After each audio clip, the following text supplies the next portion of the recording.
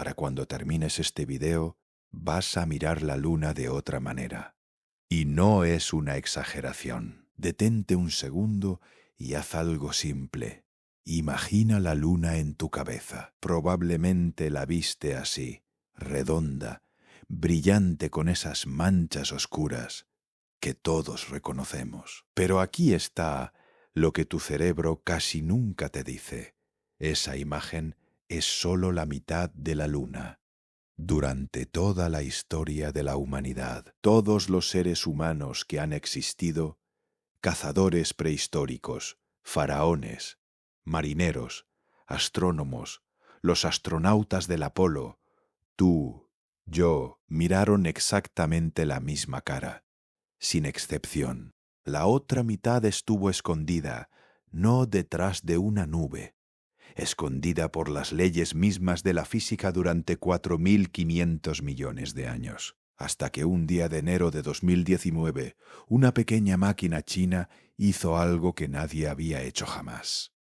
Cruzó esa frontera invisible y empezó a enviar imágenes que reescribieron lo que creíamos saber sobre nuestro propio satélite.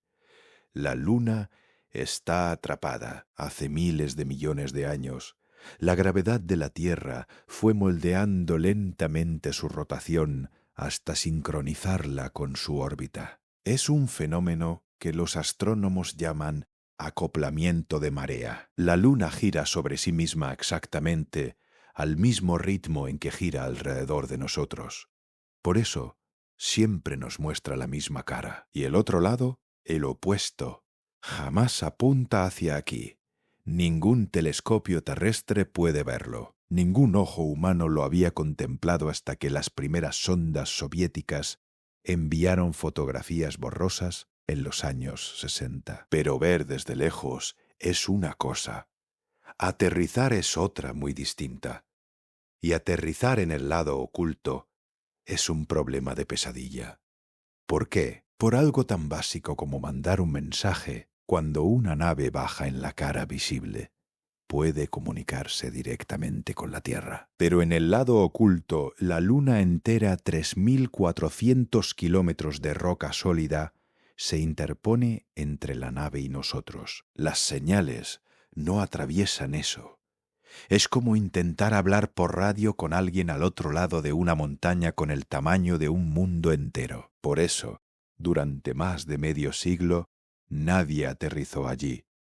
No porque no quisieran, porque era imposible sin resolver primero un acertijo.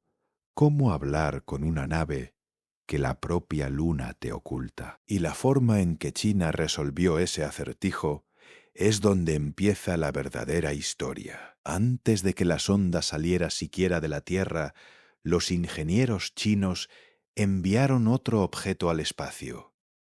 Un satélite llamado Queqiao, que en chino significa puente de urracas, una referencia a una leyenda antigua sobre un puente formado por aves para unir a dos amantes separados por la galaxia. Queqiao fue colocado en un punto muy específico del espacio, una región llamada L2, un equilibrio gravitacional situado más allá de la Luna. Desde ahí podía hacer algo único: ver al mismo tiempo la Tierra y el lado oculto de la Luna.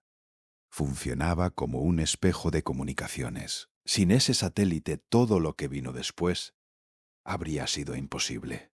3 de enero de 2019. Sin transmisión en vivo. Sin discursos. La sonda Chang'e 4 inició su descenso final hacia el cráter von Karman, dentro de una estructura todavía más grande. La cuenca Aitken del Polo Sur es probablemente la cicatriz de impacto más grande conocida de todo el sistema solar. Más de 2.500 kilómetros de extremo a extremo, tan profunda que en algunos puntos se hunde más de 12 kilómetros bajo el nivel medio de la superficie lunar. Para que tengas una idea de la escala, si la cuenca Aitken estuviera en la Tierra, cubriría desde España hasta el centro de África. Es una herida planetaria. Algo gigantesco golpeó la Luna en su juventud y dejó una marca tan brutal que todavía hoy domina el lado oculto. Y aterrizar dentro de esa cicatriz no fue un capricho. Los expertos llevaban años sospechando que un impacto tan colosal pudo haber arrancado material desde las capas más profundas de la Luna, exponiendo trozos del manto en la superficie. Si esa hipótesis era correcta, la zona se convertía en una ventana directa al interior del satélite, una autopsia geológica gratuita hecha hace miles de millones de años por una colisión cósmica. El descenso fue tenso. La superficie de Von Karman es accidentada, salpicada de rocas y desniveles. La sonda tenía que evaluar el terreno en tiempo real y elegir un punto de aterrizaje en cuestión de segundos, sin ayuda en directo, desde la Tierra. Todo dependía de su propio cerebro. Y entonces tocó suelo, sin daños. La primera nave operativa de la historia humana, en el lado oculto de la Luna, de la sonda salió un pequeño vehículo, el rover YU-TU-2,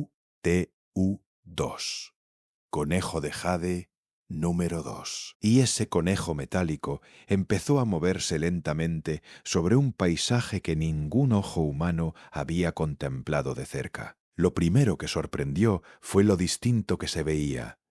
No era la luna gris uniforme que conocemos por las fotos del Apolo. Tonos diferentes, textura más áspera, cráteres por todos lados, un horizonte irregular que parecía dibujado por alguien de mal humor. Pero las imágenes fueron solo el principio. YUTU-2 llevaba instrumentos diseñados para algo más profundo. Leer la composición del suelo y los datos empezaron a contar una historia que cambió varias suposiciones. Encontraron que los materiales eran químicamente distintos a los del lado visible, más ricos en olivino y piroxeno, minerales que normalmente se forman en las profundidades del manto, no en la corteza. Esto sugería que el impacto que creó la cuenca Aitken excavó material desde el interior de la Luna y lo dejó esparcido en la superficie. Después de miles de millones de años, ese material todavía estaba ahí, esperando a ser leído como un libro abierto en una biblioteca abandonada. Y las mediciones del subsuelo, hechas con un radar montado en el rover, revelaron capas, estructuras enterradas, una historia geológica compleja. La Luna, lejos de ser una bola muerta, había tenido una historia activa, violenta, ininterrumpida. Si la historia hubiera terminado ahí, ya sería suficiente para los libros. Pero China no se detuvo. En 2024, una nueva misión llamada Chang'e 6 hizo algo que ni los soviéticos ni los estadounidenses habían intentado: traer muestras físicas del lado oculto de la Luna de regreso a la Tierra. Roca y polvo recogidos de un lugar al que ningún ser humano había viajado jamás, transportados a través del espacio y descendidos en un desierto del norte de China. Y los primeros análisis revelaron algo inesperado. Encontraron evidencia de actividad volcánica en el lado oculto que ocurrió hace alrededor de 2.800 millones de años. La Luna no se enfrió y se durmió tan rápido como se pensaba. Estuvo geológicamente viva durante mucho más tiempo, incluso en su lado opuesto, donde la corteza es más gruesa y se suponía que el vulcanismo había sido escaso o nulo. Eso reescribe partes enteras de la historia lunar. Aquí hay que hablar claro. Esta historia no es solo una victoria tecnológica de un país. Es algo más grande. Durante décadas, el imaginario espacial estuvo dominado por una sola narrativa. Estados Unidos llegó a la Luna, la URSS perdió la carrera. Y todo lo demás fue eco. Pero esa narrativa empezó a romperse el día que la primera máquina china operativa rodó sobre el lado oculto, porque eso Fue un primero verdadero, algo que ninguna otra nación había logrado. El polo sur lunar, donde se cree que hay agua congelada en cráteres permanentemente sombreados, es ahora el nuevo objetivo de todas las potencias. Y China ya tiene experiencia operativa real en esa región. Lo que está en juego no es solo la ciencia, es quién tendrá presencia primero en el único lugar de la Luna donde podría ser viable construir bases sostenibles. Y eso ya no es ciencia ficción, es planificación a 10 años. A veces pienso que la historia más asombrosa no fue lo que China encontró, fue el hecho mismo de haber llegado, porque durante toda la historia humana ese hemisferio fue una metáfora, algo que estaba ahí, pero que nadie podía tocar, y de pronto dejó de serlo. Una máquina pequeña, construida por gente común, cruzó esa frontera invisible y la convirtió en un lugar real. Eso es lo que más me impresiona. No el cráter ni el rover, sino el patrón, el recordatorio de que las fronteras que creemos imposibles muchas veces solo están esperando a que alguien deje de aceptarlas como imposibles. Si llegaste hasta aquí, te voy a pedir 3 cosas. Primero, suscríbete al canal. Vamos a seguir contando historias como esta. Y activa la campanita, porque YouTube no avisa a todo el mundo. Segundo, déjame un comentario respondiendo a esto. Si tuvieras que enviar una sonda al próximo gran lugar inexplorado del sistema solar, ¿a dónde la mandarías? ¿Al océano de Europa? ¿A las nubes de Venus? ¿A los lagos de metano de Titán? Los comentarios más interesantes los voy a citar en el próximo video.